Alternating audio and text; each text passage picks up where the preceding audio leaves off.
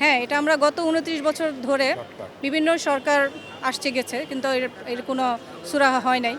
তো ইনশাল্লাহ এটার একটা সুরাহা হবে এবার, যেহেতু একটা গণজাগরণের একটা সরকার পতনের পর একটা নতুন সরকার আসছে। তো ওনার কাছে আমাদের রিকোয়েস্ট, এটা যেন সুষ্ঠুভাবে তদন্ত করে এটা সুপরিকল্পিত হত্যাকাণ্ড, এবং আমরা এই হত্যাকাণ্ডের বিচার চাই। সামিরা, তার বাবা, ওনারা ছিল একটা দূষর ফেসিস্ট। ওনারা ছিল মানে ক্ষমতার, টাকার জোরে ক্ষমতার অপব্যবহারকারী একজন দল, যার জন্য আমরা এটা নিয়ে সঠিক তদন্ত করতে পারি নাই। পিবিআই বনোজ কুমার সাহেব জন্য নাকি তদন্ত প্রতিবেদনে লাইভে আইসা কথাগুলো বলেন, তখন লাস্ট সব কিছু বলার পরে বনোজ কুমার সাহেব বলছিল যে আমাদের তদন্ততে ইয়াতে আমরা পাইছি এটা আত্মহত্যা না হত্যা। পরে মাথা নাড়াতে বললেন যে এটা হত্যা, এটা আত্মহত্যা।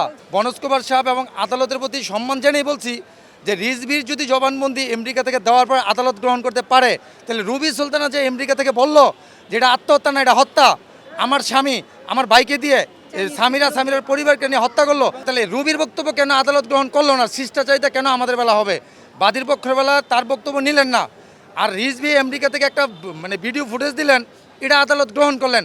আমাদের চাওয়া আদালতের সম্মান নিয়ে এই আদালত প্রাঙ্গণে কি এমন কেউ নাই সালমানকে ভালোবাসে? আগে মামলাটা অপমৃত্যু মামলা থেকে হত্যা মামলায় রূপান্তর হোক, তারপরে অবশ্যই সরকার প্রশাসন বিচার করবে, ন্যায় বিচার করবে এবং আমরা ন্যায় বিচার পাবো।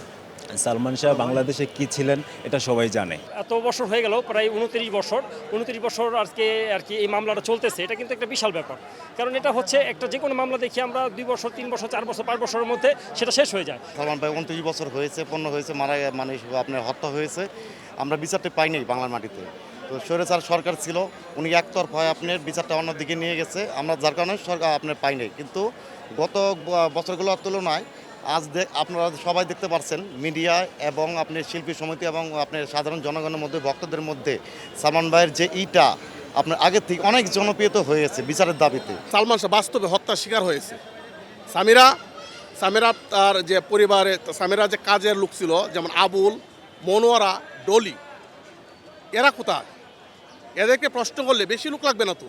আবুল, মনোয়ারা আর ডলিকে প্রশ্ন করলে, 3 জনকে প্রশ্ন করলেই কোর্টে এনে, হ্যাঁ, ওই দিন সালমান শাহ কী হয়েছিল? এই যে মামলাটা এখন পর্যন্ত এত বছর, এই 29 বছর এতদিন এই মামলাটা কিভাবে থাকে আমি তো এটা বুঝি না, যে একটা অপমৃত্যু মামলা কিভাবে এতদিন থাকে।